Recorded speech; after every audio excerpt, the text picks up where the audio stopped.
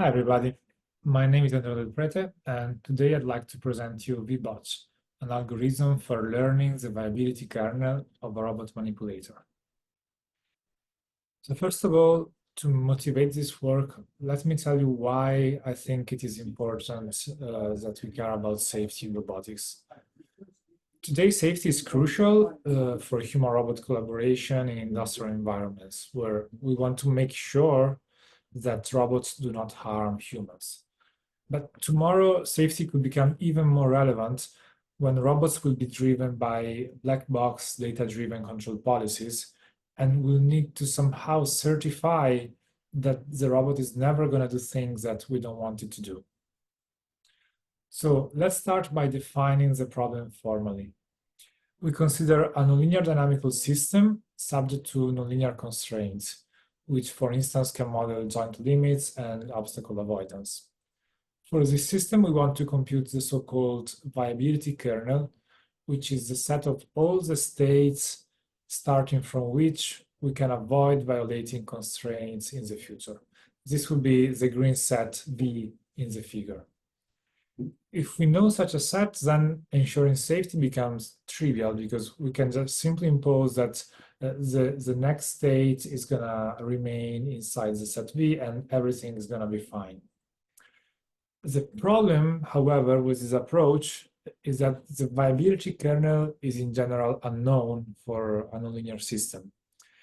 And even if there are numerical methods to compute approximations of it, they are computationally demanding because they suffer from the curse of dimensionality. There are also alternative methods for ensuring safety and control, such as control barrier functions and backup policies, but they also suffer from similar issues, so they are not a solution. Our contribution is a novel method for numerically approximating the viability kernel.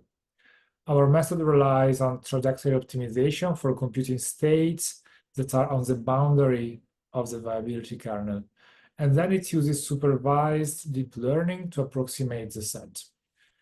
Compared to the state of the art, our method shows a better accuracy efficiency trade-off. And this is thanks to the fact that we compute states that are directly on the boundary of V, which are more informative than states that are inside or outside the set. On the negative side, our method is tailored to fully actuated multi-body systems, so it can mainly be applied to robot manipulators. To understand how our method works, we must start from the state of the art. A possible way to compute the viability kernel is to sample a random state, xi, and then use trajectory optimization to compute a trajectory that starts from xi and reaches an equilibrium state. If such a trajectory exists, then xi is safe. Otherwise, we can label it as unsafe. And repeating this process several times, we can compute a dataset containing states with associated labels, safe or unsafe, and then we can train a classifier to generalize beyond the dataset. Our idea is to modify this approach so that we can compute directly states that lie on the boundary of the set V, which are the most informative ones. This leads to a better accuracy of the method and a smaller exploration space. To achieve this, we start from the original trajectory optimization problem that simply tries to find a trajectory from a given initial state to an equilibrium state.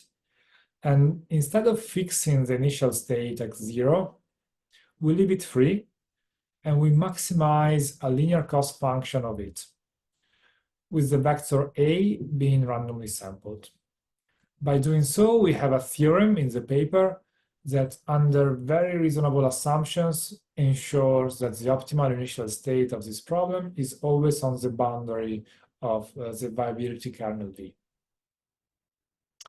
The potential issue with this approach is that, in general, we cannot ensure that by computing states in this way, we are going to completely cover the boundary of V.